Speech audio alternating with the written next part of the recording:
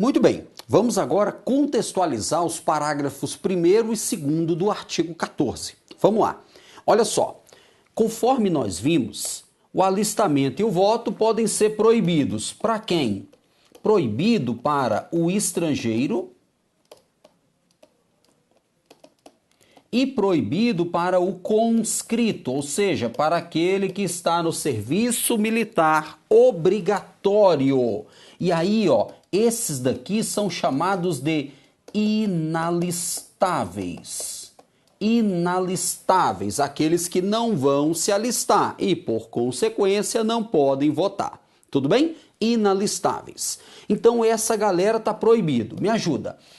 Para quem que é facultativo?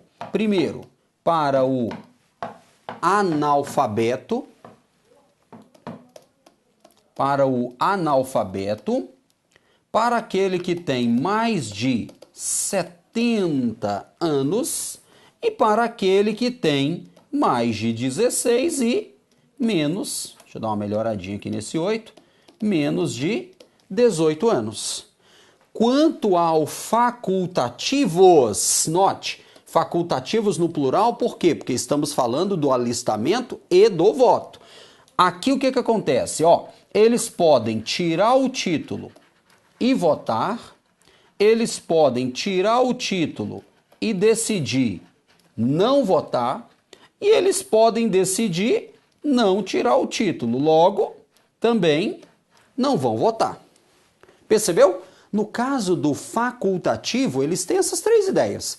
Podem tirar e votar, podem tirar título e não votar, ou podem decidir não tirar o título. E aí, nesses três casos, tá tudo certo, tudo facultativo. E aí eu termino com o obrigatório. Por quê? Olha só, embora, aqui um comentário importante, embora a literalidade diga assim, ó, obrigatório para quem tem mais de 18, beleza? Agora eu te pergunto, um analfabeto com 19 anos tem que votar? Um analfabeto com 19 anos tem que votar? Resposta, claro que não, porque se ele é analfabeto, é facultativo. Então, a doutrina tem trazido um comentário sistemático da seguinte forma, ó, quem é que é obrigatório? Quem não tiver no proibido nem no facultativo. Então, seria assim, ó, um brasileiro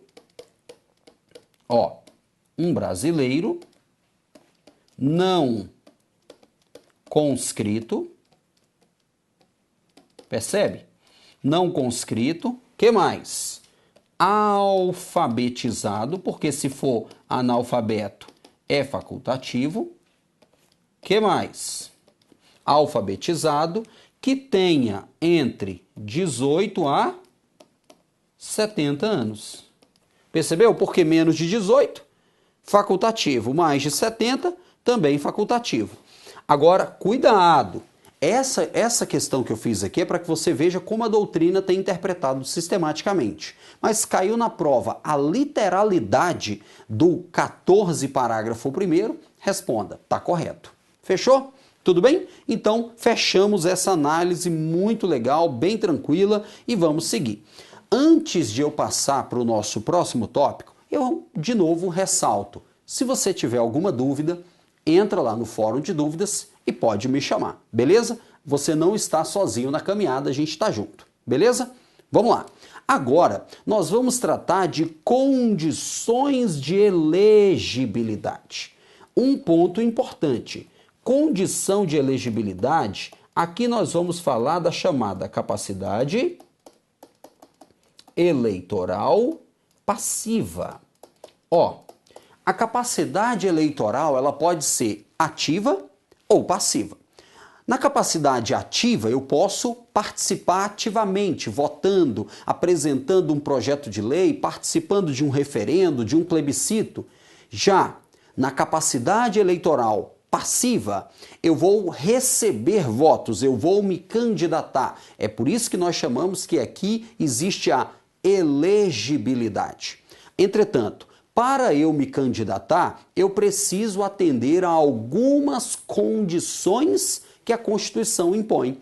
Essas condições serão reguladas na lei das eleições, na lei dos partidos políticos, enfim, na legislação eleitoral, que não é objeto aqui do nosso tema. Nós estamos analisando os direitos políticos na Constituição, então vamos aqui procurar, né, nos cingir a esses comentários para a gente não fugir do tema.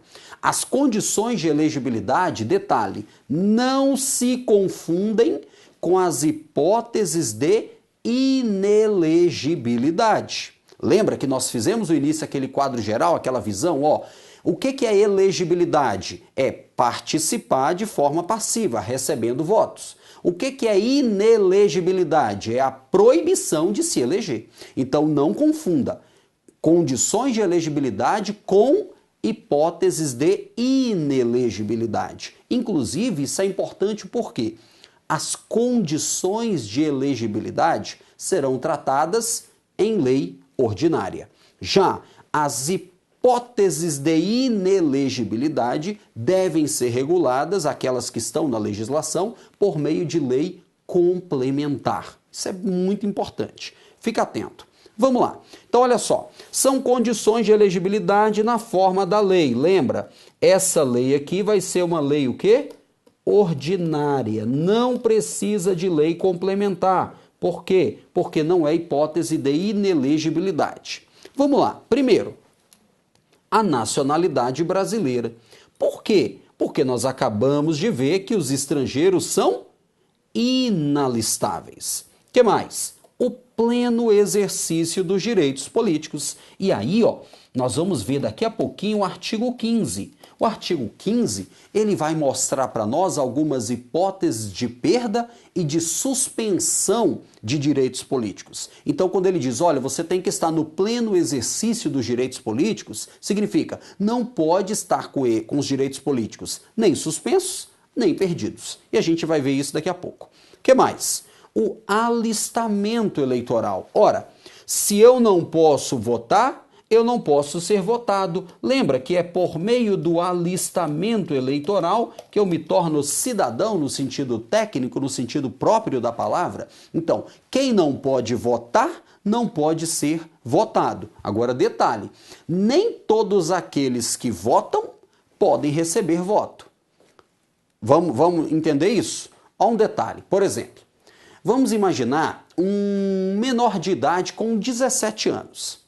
Ele pode votar? Pode. Se ele foi lá e fez o alistamento eleitoral, recebeu o título, pode votar. Mas ele pode ser votado? Não pode. Por quê? A idade mínima para ser votado, 18 anos. Tudo bem? Então, nem todos aqueles que podem votar poderão ser votados. Legal? Agora, cuidado. Somente quem pode votar é que é possível receber voto.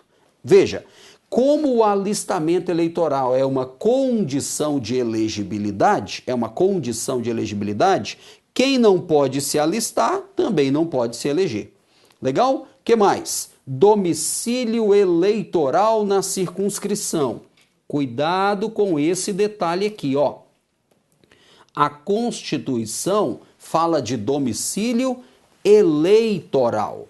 Não confunda domicílio eleitoral com domicílio civil, com domicílio que é usado no campo do direito civil. Vou até colocar aqui, ó, diferente de domicílio de residência ou domicílio civil.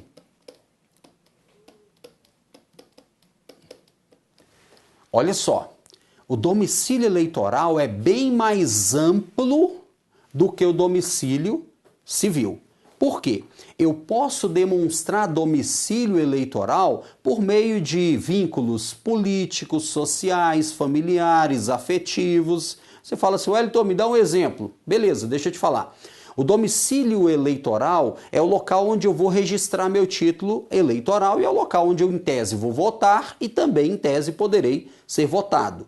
Não significa, por exemplo, que para eu votar no município X, eu tenho que morar no município X. Para eu ser eleito no município X, eu tenho que morar naquele município. Não se exige isso.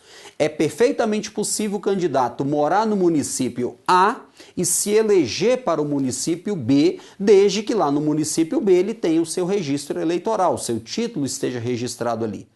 E como isso é possível? É possível porque eu posso morar no município A, mas ter uma empresa no município B. Então eu chego para o juiz eleitoral e falo assim, olha, eu não moro aqui no município, mas eu tenho uma empresa aqui, eu tenho um vínculo econômico aqui. Outra, olha, eu não moro aqui, mas eu tenho uma propriedade, os meus pais moram aqui. Por exemplo, um vínculo familiar. Então note, o domicílio eleitoral é bem mais amplo do que o domicílio civil. Domicílio civil é o local de residência onde a pessoa tem o ânimo, tem o desejo de permanecer. Por isso que quando a gente estuda domicílio civil, a doutrina diz que há um requisito, né? Um critério objetivo, que é a residência, e um critério subjetivo, que é o desejo, que é o ânimo de permanecer. Já no domicílio eleitoral, nós temos o registro do título eleitoral e mais um vínculo especial, que pode ser político, econômico, social, afetivo, enfim. Domicílio eleitoral é bem mais amplo do que domicílio civil. Legal? Então, domicílio eleitoral, e aí a legislação vai dizer o período mínimo, normalmente de 1 ano, que a pessoa tem que ter ali. E temos também o requisito da filiação partidária. Aqui é importantíssimo. Ó. O Supremo tem entendido que, em especial nos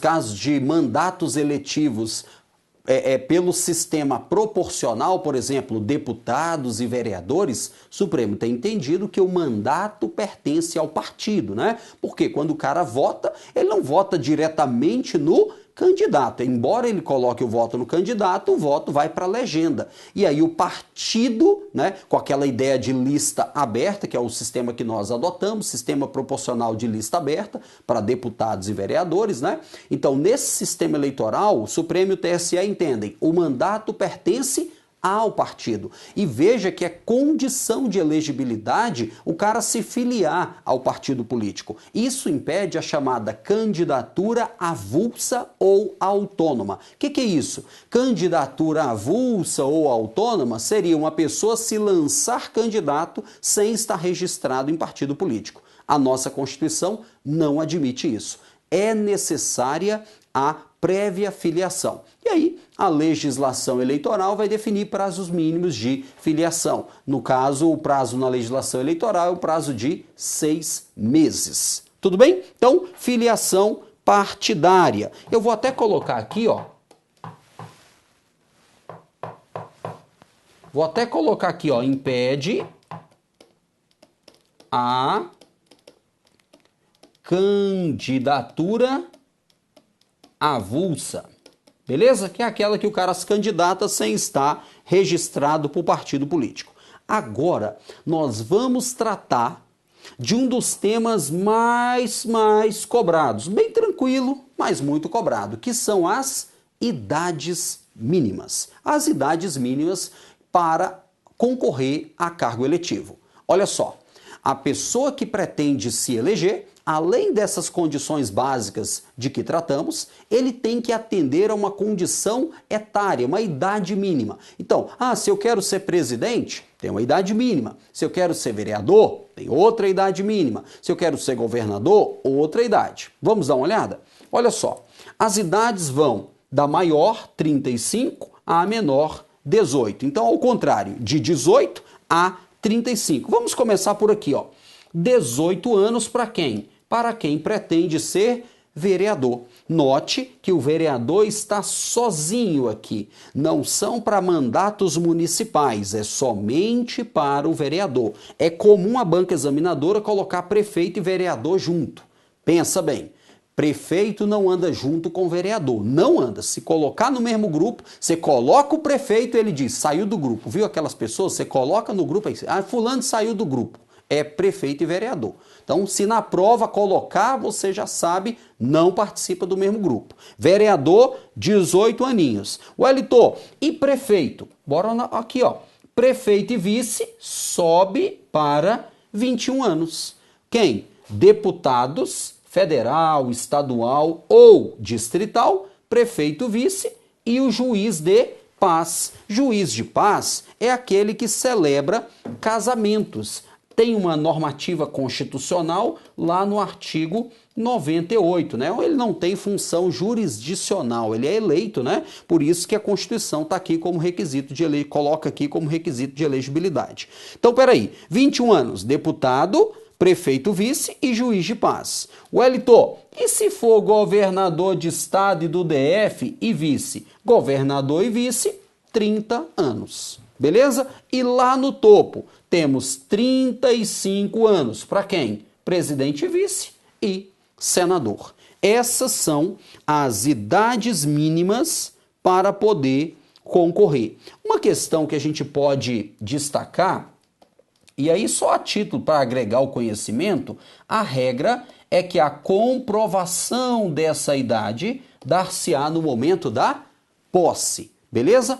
Agora, a lei eleitoral vem e diz assim, ó, naqueles casos que exija 18 anos, aí vai ser no momento do pedido de registro, tá certo? Então, a regra é que essa comprovação, né, ela vai ser feita na data da posse, dessa idade mínima. Isso tá, eu vou até colocar aqui, ó, só para contextualizar, no artigo 11, parágrafo 2º, da Lei 9504 de 97.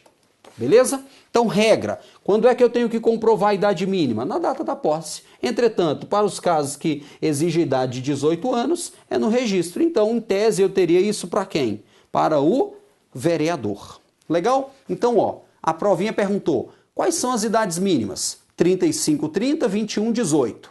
Vamos lá, 18, vereador. 21, prefeito, vice, deputado, juiz de paz, qualquer deputado federal, distrital, estadual, espacial, brincadeira, né? Não tem espacial, só brincadeira. Então, deputado federal, estadual, distrital, esses três. Que mais? 30 anos, governador de estado e do DF e vice.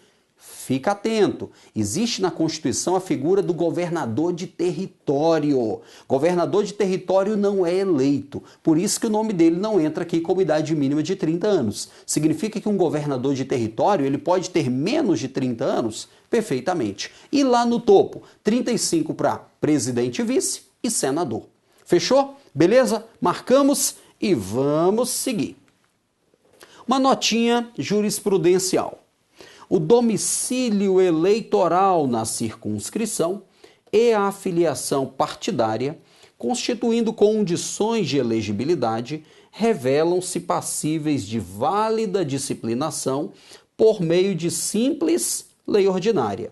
Até aqui é aquilo que nós já destacamos. As condições de elegibilidade, nós vimos, são tratadas na forma da lei e é uma lei ordinária. Tudo bem? Os requisitos de elegibilidade, isso aqui merece um destaque, ó. Não se confundem no plano jurídico conceitual com as hipóteses de inelegibilidade, cuja definição, além das situações já previstas diretamente no próprio texto constitucional, só pode derivar de norma inscrita em lei complementar. Ó, questão de prova, fica atento. Não confunda, então, condições de elegibilidade, lei ordinária, hipóteses de inelegibilidade relativa, né? Aquelas que estão até fora da Constituição, têm que ser tratadas em lei complementar. Lembrando, quem que legisla sobre isso? Somente a União, competência privativa prevista no artigo 22, inciso 1º do texto constitucional. Beleza? Perfeito? Ó, mais uma decisão importante aqui do Supremo, ó. Inaplicabilidade da regra de perda do mandato por infidelidade partidária ao sistema eleitoral majoritário. Cuidado, isso aqui é muito importante. Lembra que a filiação partidária é uma condição de elegibilidade? E aí, a partir dela, disse que o mandato pertence ao partido nos casos de parlamentares eleitos pelo sistema proporcional, deputados e vereadores. Então, em tese, como o mandato pertence ao partido, se o cara é eleito né, um deputado ou um vereador, por exemplo, foi eleito, e depois ele chega lá e fala assim, eu quero mudar de partido, e troca de partido, ele perde o mandato por infidelidade partidária, porque o mandato pertence ao partido. E o Supremo, depois de uma certa divergência, pacificou o entendimento de que essa infidelidade partidária, né, que leva à perda do mandato se o cara trocar de partido, não se aplica às eleições pelo sistema majoritário. Por exemplo, presidente, senador, prefeito. O que é sistema majoritário? É eleito aquele que obtém o maior número de votos. Não é? Por exemplo, para senador, nós temos um turno só, turno único, quem tiver mais votos ganhou, não é assim? Então, essa regra não se aplica de perda do mandato por infidelidade a sistema majoritário. Fica atento.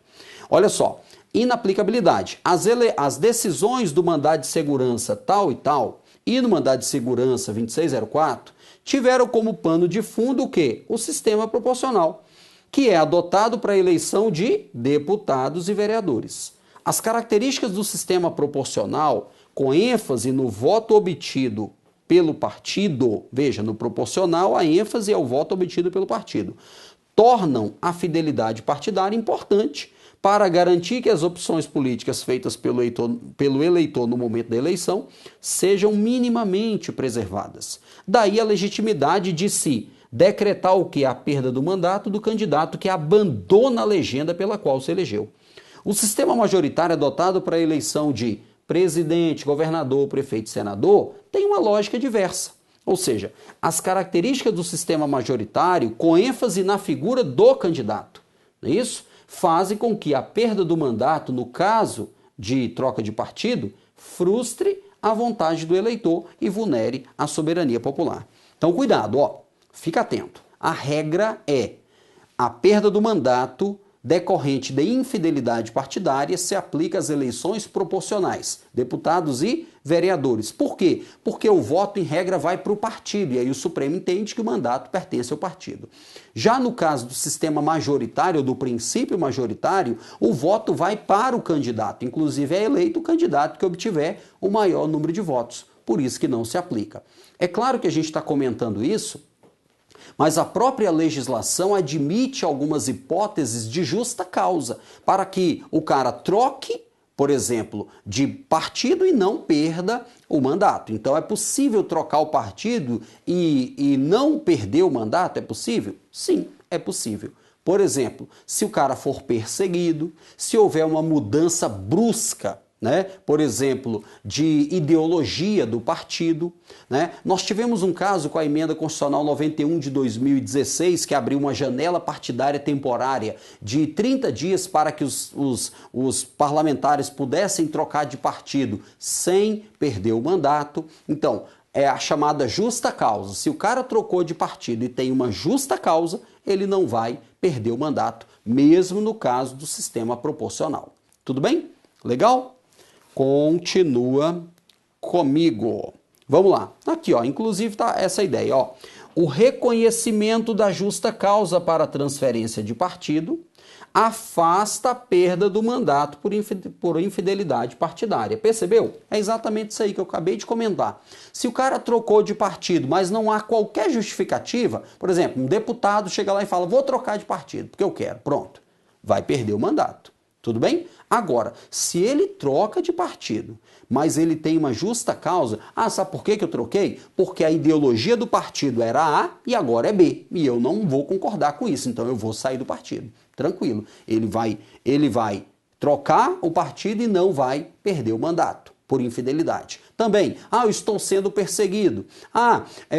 Eu estou adotando a regra que permite no último ano do mandato, ali nos 30 dias antes e tal, eu poder trocar. Tranquilo, a legislação eleitoral traz isso. Então, se há justa causa, troca de partido e não perde o mandato. Agora, olha que questão interessante que o Supremo destacou. Beleza, foi reconhecida a justa causa, então afasta a perda do mandato, não vai perder. Entretanto, essa justa causa não transfere ao novo partido o direito de sucessão à vaga. Isso aqui foi um caso envolvendo um deputado federal, Clodovil. ele era de um partido e aí ele trocou de partido alegando justa causa. Foi reconhecida a justa causa. E depois que ele estava no novo partido, ele faleceu. Aí esse novo partido foi e pediu para que o suplente fosse do novo partido. Então deixa eu só colocar a ideia para você. Aqui, ó. Partido A, partido B. Esse cara aqui, ele foi eleito por esse partido. Tudo bem? Ele foi eleito por esse partido. Só que depois ele migrou para o partido B. Legal? Então aqui, ó, ele, vou colocar assim a palavra bem tranquila, né? Trocou de partido. Foi para o partido B e detalhe, houve o reconhecimento da justa causa. Então ele não vai perder o mandato. Beleza? Só que chegando ao partido B, o que aconteceu? Ele morreu, faleceu. Pronto, morreu, coitado. Tá aqui. Morreu.